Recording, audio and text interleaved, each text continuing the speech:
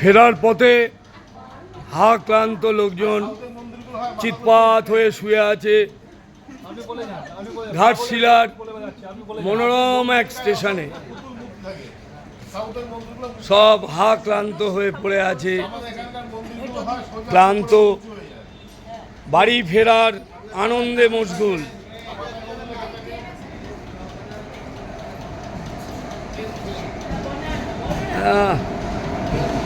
ক্লান্ত,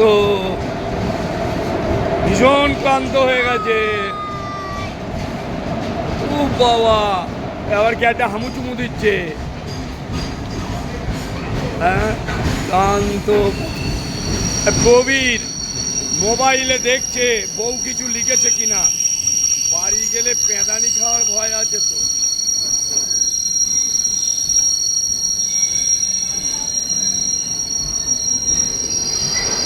পাশ দিয়ে মালগাড়ি চলে যাচ্ছে। হ্যাঁ,